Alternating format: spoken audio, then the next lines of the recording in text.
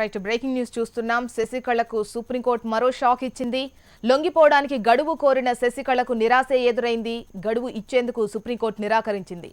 అక్రమాస్తుల కేసులో 4 ఏళ్లు జైలు శిక్ష విధించిన సుప్రీంకోర్టు వెంటనే లొంగిపోవాలని నిన్ననే ఆదేశించింది.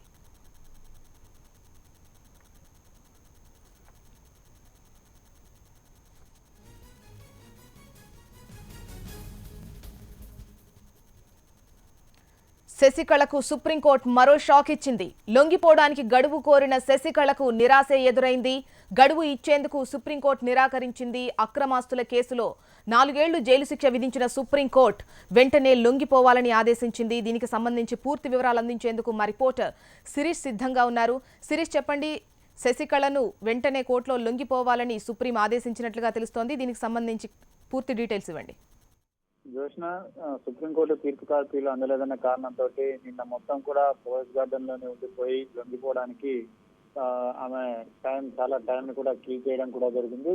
ఈ నేపథ్యంలో ఈ రోజు శశికళ తరపు లాయర్లు సుప్రీంకోర్టులో ఆమె ఆరోగ్యం అనేది కూడా సరిగా లేదు, ఆరోగ్య కారణాల రీత్యా ఆమె లొంగిపోవడానికి మరికొంత సమయం కావాలని చెప్పేసి కూడా చీఫ్ జస్టిస్ కోర్టు ముందు ఒక పిటిషన్ దాఖలు చేయడం కూడా జరిగింది, ప్రత్యేకంగా ప్రస్తావించడం కూడా జరిగింది.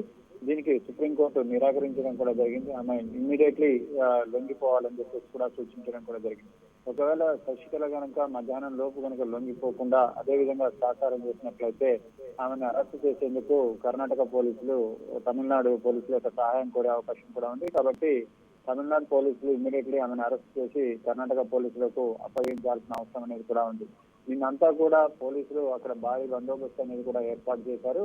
అయితే అరెస్ట్ చేసిన వెంటనే ఆమెను బెంగళూరుకు తీసుకెళ్తారా లేదా అనేది కూడా తెలుసు. కాకపోతే ఆమె ఎట్టి పరిస్థితుల్లోనే బెంగళూరులో లొంగిపోవాల్సిన అవసరం అనేది కూడా ఉంది.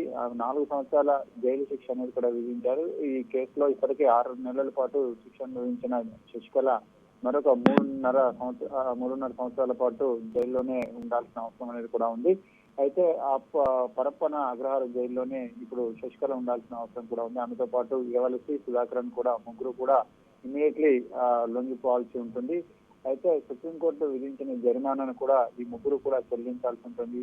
ప్రస్తుతం సుప్రీంకోర్టు ఇచ్చిన ఆదేశాల ప్రకారం ఆమె చెన్నై నుంచి బెంగళూరు బయలుదేరతారా లేకపోతే అరెస్ట్కు సిద్ధపడతారా అనేది కూడా చూడాల్సింది. Right, Sirish.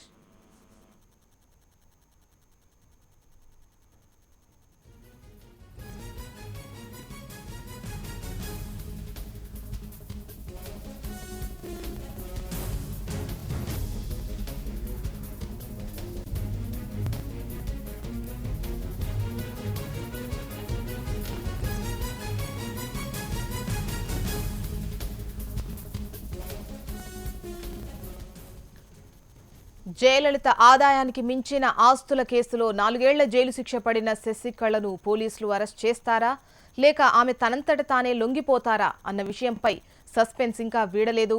సుప్రీంకోర్టు తీర్పు కాపీలు అందలేదన్న కారణంతో నిన్న రాత్రి మొత్తం ఆమె పోయస్ గార్డెన్లోనే ఉండిపోయారు.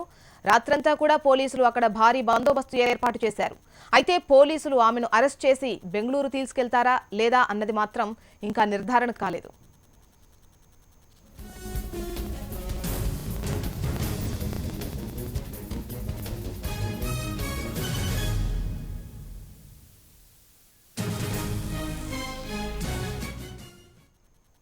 దాదాపు శశికళే స్వయంగా బెంగళూరు వెళ్లి అక్కడ లొంగిపోవచ్చు అని తెలుస్తోంది. ఇప్పటికే ఈ కేసులో 6 నెలల జైలు శిక్ష అనుభవించిన శశికళ మరో 3.5 ఏళ్ల పాటు జైల్లో ఉండాల్సి వస్తుంది. అప్పట్లో జయలలితతో పాటు ఉన్న పరస్పర